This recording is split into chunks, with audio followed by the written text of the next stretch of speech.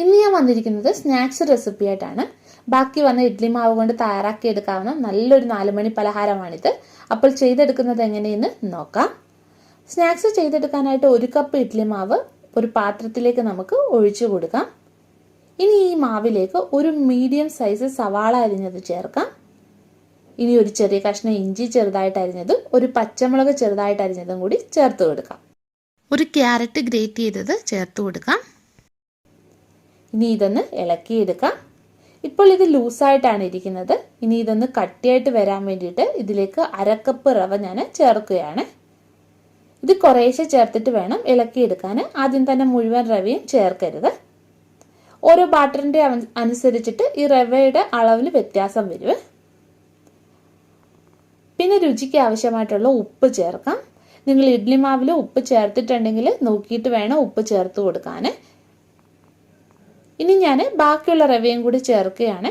Total ഞാൻ 1/2 cup റവയാണ് ഇതിൽ ചേർത്ത് കൊടുത്തിട്ടുള്ളത്. ഇനി ഇത് നമുക്കൊരു 20 മിനിറ്റ് വാറ്റി വയ്ക്കാം. അപ്പോഴത്തേക്കിന് ഈ റവയൊക്കെ നല്ലോണം ഒന്ന് കുതിർന്ന് കിട്ടും. അപ്പോൾ 20 മിനിറ്റ് കഴിഞ്ഞിട്ടുണ്ട്. മാവ് ഇപ്പം കറക്റ്റ് പരുവമായിട്ട് വന്നിട്ടുണ്ട്. ഇനി ഇതിലേക്ക് കറിവേപ്പില ചേർത്ത് കൊടുക്കാം. ആദ്യം ചേർക്കാൻ ഞാൻ വിട്ടുപോയി. നിങ്ങൾ ഉള്ളി ചേർക്കുന്ന സമയത്ത് കറിവേപ്പിലയും കൂടെ ചേർത്ത് കൊടുക്കുക. ഇനി കുറച്ച് കായപ്പൊടി. ഇനി ഇതിലേക്ക് ഒരു നുള്ളു സോഡാപ്പൊടിയും കൂടി നമുക്ക് ചേർത്ത് നല്ലോണം ഒന്ന് മിക്സ് ചെയ്തെടുക്കാം. അപ്പോൾ മാവ് തയ്യാറാക്കി എടുത്തിട്ടുണ്ട്. ഇനി ഇത് നമുക്കൊന്ന് വറുത്തെടുക്കണം. അപ്പോൾ അതിനായിട്ട് എണ്ണ വെച്ചിട്ട് ചൂടായിട്ടുണ്ട്. ഈ മാവ് ഞാൻ വടയുടെ ഷേപ്പിലാണ് വറുത്തെടുക്കുന്നത്. നിങ്ങൾക്ക് ഇഷ്ടമുള്ള ഷേപ്പിൽ ഇത് വറുത്തെടുക്കാവുന്നതാണ്.